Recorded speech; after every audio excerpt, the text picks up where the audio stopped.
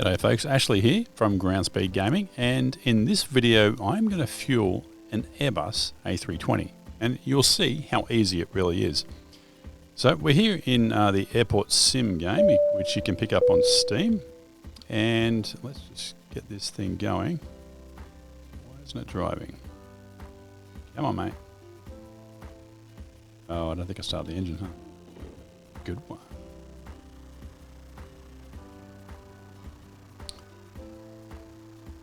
All right, let's get going.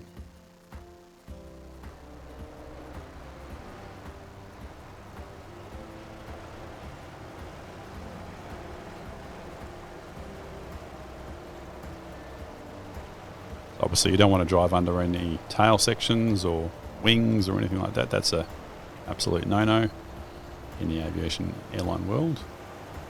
Well, general aviation as well. Just pull up here next to the A320.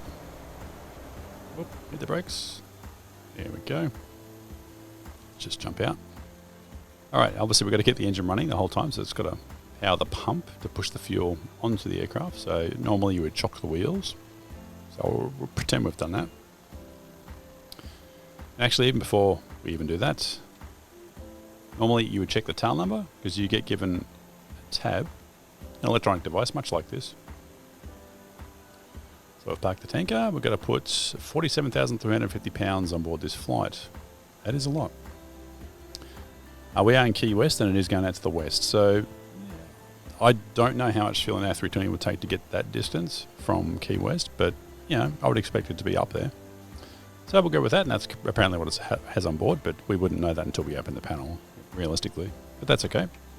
So check the tail number, you make sure you got the correct aircraft, because you do not want to put that much fuel on the wrong aircraft, especially if it's only going an hour away, because you'll be in a lot of trouble. All right, so this is the A320 panel. Let's use that. Yep, okay. Now, the A319 panel is identical to this one. A321, identical to this one. Now, clearly there's no power to this fuel panel at this moment, so one option you have with Airbuses is they have battery power. To do that, you just get this switch and you flick it up. Now, in reality, it takes about 2 minutes for this to load up all the data on the screens here, but obviously they've eliminated that in the sim, which is good because you know you don't want to have to sit there for 2 minutes just waiting for it. But as you can see, we have 5,000. Well, let's go back. Sorry, I'll go back to that. We have 5,350 pounds in the left tank, 5,350 pounds in the right tank. Even though it says kilos here, I've actually set it to pounds in the entire game. But for whatever reason, the graphic hasn't updated to pounds. So hopefully that's one of the updates they can fix. And obviously, everything you see displayed is multiplied by 1,000. So you move it 3 decimals, 1, 2, 3, so 5,350, 5,350. And there's nothing in the center tank. The only way you could fuel this one in this simulator is in automatic mode. So what you need to do is, actually we'll get out of this just so we can pull up the tab. I forget what the fuel load was. They want 47,350. Okay, very good. 47,350. So we'll get this. The pre-selected amount, and we'll just let it go until it says 47,400. So this will take a moment. Okay, here we have 47,400, just 50 pounds more than they asked for. That's fine. If you go 50, 100, 200, maybe in 300 pounds over, that's fine. But anything beyond that, you're like, yeah. So 47,400, and that's the pre-selected amount, and obviously that's actually the total of what we have on board between these two left and right tanks. So we need to get back out and set it up so that we can fuel it. First thing we do is we've got to grab the grounding cable, we've got to connect that to the Airbus.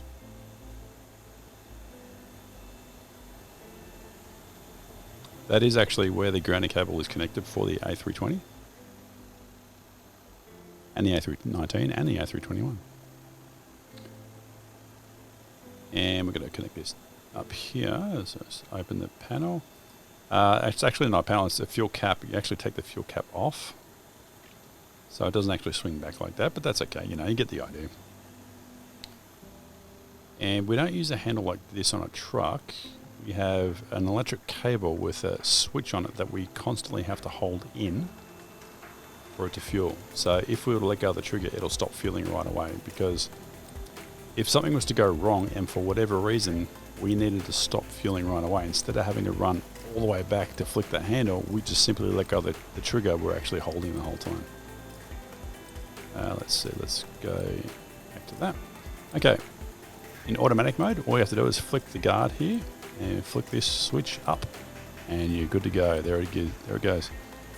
Now that is actually filling a lot quicker than what it does in real life, which is fine, because that way you don't have to sit here as long. These lights don't actually light up until you actually fill the tanks.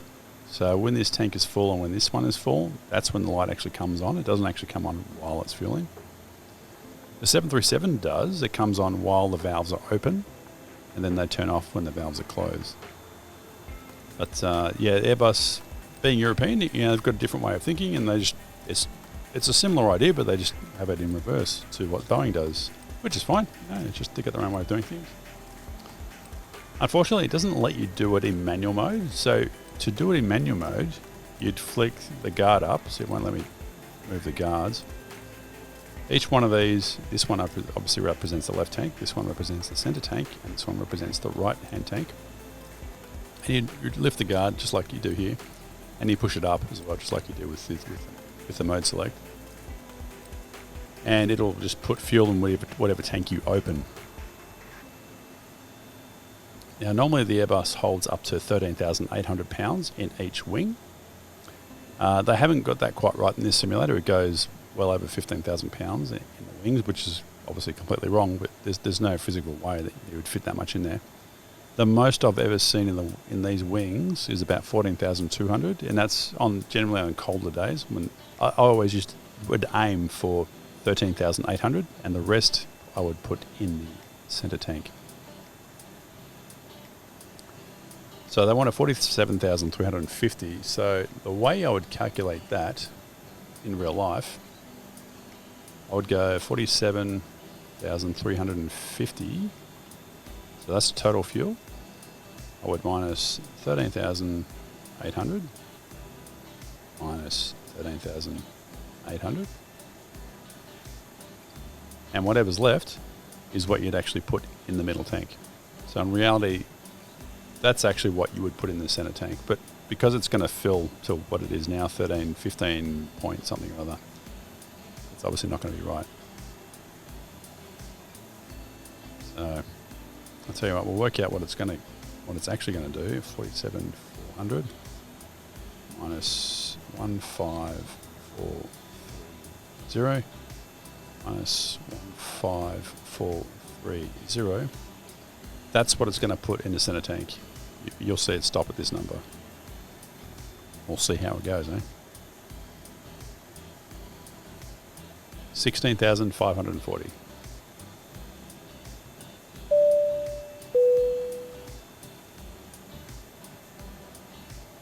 Also, the Airbus obviously has battery power, and that's actually quite a handy feature to have. The CRJs, the ERJs, and Airbuses all have the battery power. The 737 actually does not have battery power, which is it's a shame really, because if one of these aircraft is parked remotely and it's completely shut down and there's no ground power unit connected, you can just use battery power to fuel the aircraft. So by the time the crew turns up or ground crews turn up, it might already be fueled, so you're good to go. But the thing with the 737 is you have to have some sort of ground power or the APU running in order to fuel it, and that's about the only shortcoming of the 737. So it's very handy to have battery power on the Airbuses. I've had to use that many times because I'll go to fuel an aircraft very early in the morning, say 4 a.m., but the ground crew's not out there and the aircraft is completely shut down, the ground power's turned off. I know how to turn it all on, but I'm legitimately not allowed to, so I actually won't go out and do it. I'll just ask operations, can you turn on the ground power? But because it's battery power, I don't have to.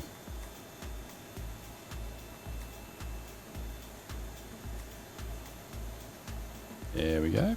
And our estimate was 16,540. Oh, pretty close. I'm happy with that. That's pretty good. So once it's full, shut that, which is in the central spot. In the down spot, that's actually for defueling the aircraft. It's not labelled here in this simulator, but that's how you defuel. That's one of the options there, but we don't want to do that. Anyway, this is finished, so you'd write down each individual number for each tank on a piece of paper for part of the paperwork. Anyway, let's get out of this. And we'll close that panel. And when it comes to packing up, you just do everything in reverse order. So we've turned the handle off. Disconnect the hose. Put the fuel cap back on. Pack the hose away. Grab the grounding cable. Disconnect that. Pack that away.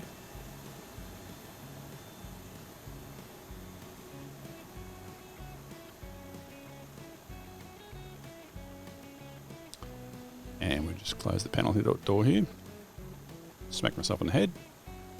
You look back, make sure not only is the fuel cap back on, the fuel panel door is also closed.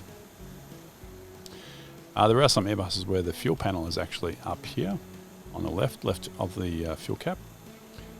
And American Airlines has a combination of both fuel panels up here in the wing and also in the fuselage. My understanding is the original owner or company or airline that ordered the aircraft, my understanding is they have the option to decide where they want the fuel panel located.